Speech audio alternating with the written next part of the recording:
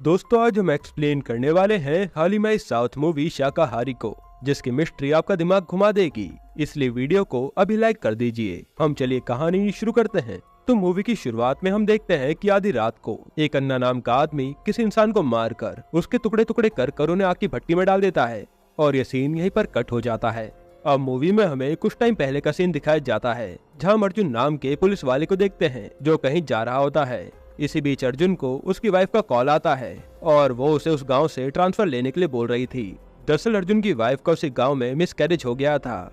इस वजह से अर्जुन की वाइफ उस गांव को छोड़कर अपनी मां के घर कुछ दिन रहने आई थी और अब वो अर्जुन को जल्द से जल्द उस गांव से ट्रांसफर लेने के लिए कहती है। इस पर अर्जुन अपनी बीवी से कहता है कि वो कोशिश तो कर रहा है, जल्दी उसका ट्रांसफर हो जाएगा। ये बोलकर अर्जुन फोन काट देता है। इसके बाद अर्जुन अपने सीनियर ऑफिसर को कॉल करके अपने ट्रांसफर की बात करता है, जहां हमें पता चलता है कि अर्जुन फिलहाल रिया नाम की लड़की के मर्डर केस को सॉल्व कर रहा है, जिसमें अर्जुन ने उसके हस्बैंड विजय को अरेस्ट किया था। इसलिए अर्जुन अपने सीनियर ऑफिसर से कहता है कि एक बार पोस्टमार्टम रिपोर्ट आ जाए फिर सब क्लियर हो जाएगा कि विजय ने ही अपनी वाइफ रिया को मारा है और ये केस सॉल्व हो जाएगा। ये सुनकर सीनियर कहते हैं कि ठीक है, जैसे ये केस सॉल्व हो जाएगा उसका ट्रांसफर भी हो जाएगा, और वो फोन काट देते हैं। खैर इसके बाद अर्जुन पुलिस स्टेशन आकर कांस्टेबल से रिया मर्डर केस की फाइल को रेडी करने के लिए कहता है। अब उसी गाँव में हम अन्ना को देखते हैं जिसका इडली डोसा का होटल होता है। तभी अन्ना के होटल के पीछे से एक बस गुजरती है तो अन्ना तुरंत उसे देखने के लिए आता है, जहां हम देखते कि अन्ना एक सुभद्रा नाम की औरत को देख रहा होता है। वो बस हर रोज अन्ना के होटल के पीछे से गुजरती है और हर रोज अन्ना सुभद्रा को देखता रहता है।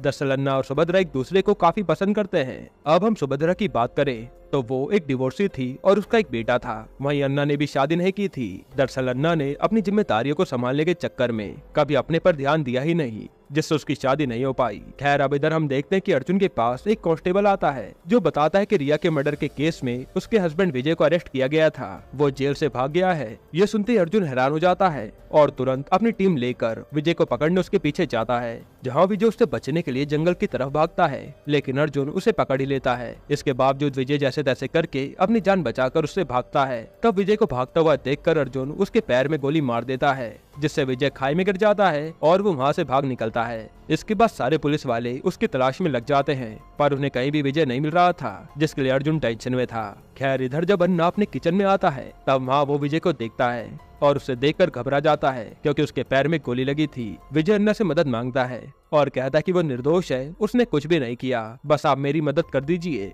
अब इसी बीच अन्ना की दुकान में विजय को ढूंढते हुए वहाँ पुलिस वाले आ जाते हैं और अन्ना से विजय की फोटो दिखाकर उसके बारे में पूछते हैं, लेकिन अन्ना को विजय पर दया आ गई थी, इसलिए वो विजय के बारे में उन्हें कुछ भी नहीं बताते।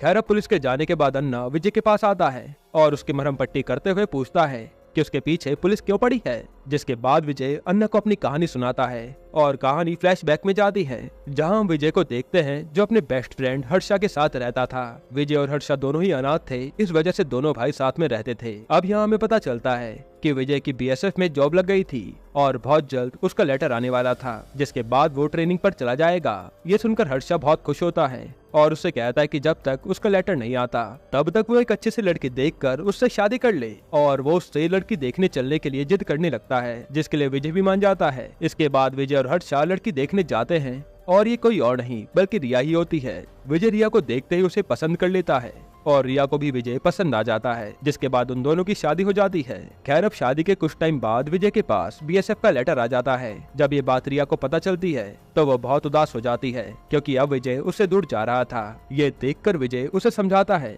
कि वो सिर्फ 2 साल के लिए ही जा रहा है और जैसे ट्रेनिंग खत्म होगी वो उसके पास लौट आएगा। तब ये सुनकर रिया मान जाती है और विजय अपने ट्रेनिंग में चले जाता है। खैर अब 2 साल बीत जाते हैं और जब विजय अपनी ट्रेनिंग खत्म करके वापस आता है तो रिया विजय को देखकर बहुत खुश होती है और ये लोग एक दूसरे के साथ काफी टाइम स्पेंड करते हैं। लेकिन फिर कुछ टाइम बाद विजय को फिर से बुला लिया जाता है, जिसकी वजह से रिया काफी उदास हो जाती है।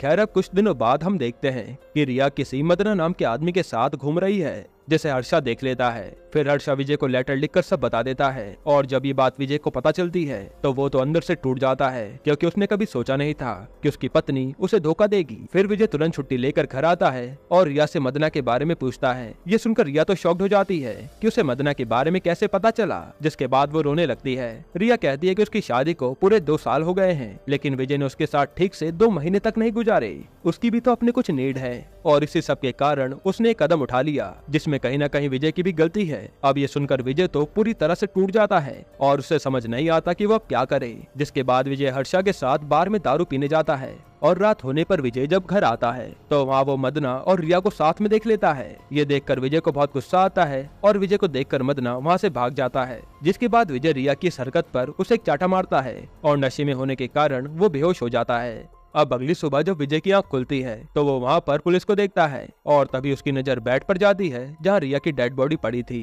ये देखकर विजय को कुछ समझ नहीं आ रहा होता कि रिया के साथ आखिर ये हुआ क्या। जिसके बाद पुलिस विजय को अपनी वाइफ के मर्डर के जुर्म में अरेस्ट करके ले जाती है क्योंकि उस समय रिया की डेड बॉडी के साथ विजय ही था। अब कहानी प्रेजेंट में आती है जहाँ अन्ना विजय की कहानी सुनकर विजय को अपने दोस्त से बात करने के लिए फोन देते हैं, लेकिन विजय अन्ना से मना कर देता है और कहता है कि अगर पुलिस वालों को पता चल गया कि हर्षा ने उससे बात करी है तो वो भी प्रॉब्लम में पड़ जाएगा, इसलिए विजय उसे फोन नहीं करता। खैर अब इधर अर्जुन के सीनियर उसे ये केस जल्द से जल्द सॉल्व करने के लिए कहते हैं, नहीं तो उसका ट्रांसफर नहीं हो पाएगा। और इधर हम हर्षा को देखते हैं जो रमाकांत नाम के एक लॉयर के पास आता है और उन्हें विजय के केस के बारे में बताता है, जिसे सुनकर रमाकांत उसके केस को ले लेता है। खैर अब अगले दिन जब अन्ना के होटल में ब्रेकफास्ट करने एक आदमी आता है तो वो आदमी अन्ना से कहता है कि उसके होटल में अजीब सी बदबू आ रही है। ये सुनते ही अन्ना उसे डांटने लगता है कि सिर्फ तुझे ही बदबू आ रही है, बाकी सब लोग तो आराम से खाना खा रहे हैं, इसलिए अन्ना उसे वहाँ से भगा देता है।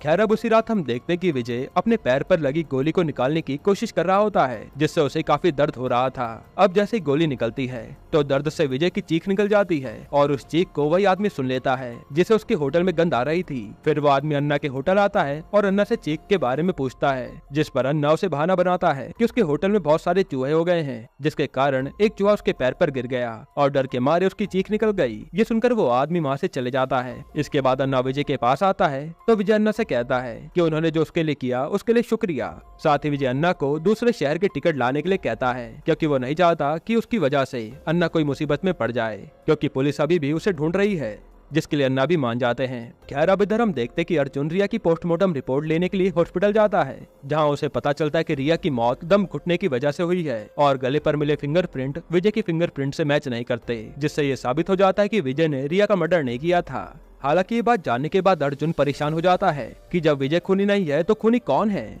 और अब ये केस और भी ज्यादा पेचीदा होता जा रहा था। खैर अब दूसरे दिन अन्ना विजय को दूसरे शहर की टिकट ला कर देता है और साथ ही कुछ मेडिसिन और पैसे भी देता है। फिर वो उसे कहता है कि तुम अभी आराम करो क्योंकि तुम्हारी बस कल सुबह की है। जिसके बाद अन्ना भी सोने चले जाता है। अब आधी रात में जब अन्ना की आंख खुलती है तो अन्ना देखता है कि विजय की तो मौत हो चुकी है। दरअसल विजय को सही ट्रीटमेंट न मिलने की वजह से उसकी मौत हो गई थी। ये देखकर अन्ना काफी डर जाता है कि अगर पुलिस को ये बात पता चल गई तो पुलिस एक अपराधी को छुपाने के जुर्म में उसे अरेस्ट कर लेगी। अब इस डर के कारण अन्ना किसी तरह से विजय की बॉडी के टुकड़े टुकड़े कर उसे आग की भट्टी में डाल देता है। फिर अगले दिन हम हर्षा को देखते हैं जो लॉयर रमाकांत से मिलता है, जहाँ उसे पता चलता है कि विजय ने रिया को नहीं मारा था। साथ ही लॉयर उसे बताता है कि विजय के पैर में गोली लगी है और उसे जल्दी से ट्रीटमेंट नहीं मिला तो उसकी जान भी जा सकती है। अब ये सुनकर हर्षा रोने लगता है कि उसके दोस्त का अब क्या होगा। खैर अब इधर हम देखते हैं कि जब अन्ना के होटल में सब खाना खा रहे होते हैं तब वही आदमी अन्ना को फिर से कहता है कि उसके होटल में अजीब सी बदबू आ रही है। ये सुनकर अन्ना उस पर बहुत गुस्सा करता है और उसे वहाँ से फिर से भगा देता है। इसके बाद उस आदमी की बीवी अन्ना से मिलती है और उसे कहते कि उसके पति ने उसे बताया था कि उसके होटल में बदबू आ रही है। तब वो बताते हैं कि कुछ साल पहले वो और उसका हस्बैंड शमशान घाट में रहते थे, इस वजह से उसे हर जगह अब गंध आती है, इसलिए आप उसकी बातों का बुरा मत मानिएगा। जिसके बाद वो औरत अन्ना को चूहे मारने की दवा देती है और कहती है कि उसके पति ने उसे बताया था कि आपके होटल में बहुत चूहे हैं। फिर वो औरत चूहे मारने की दवा देकर वहाँ से चली जाती है।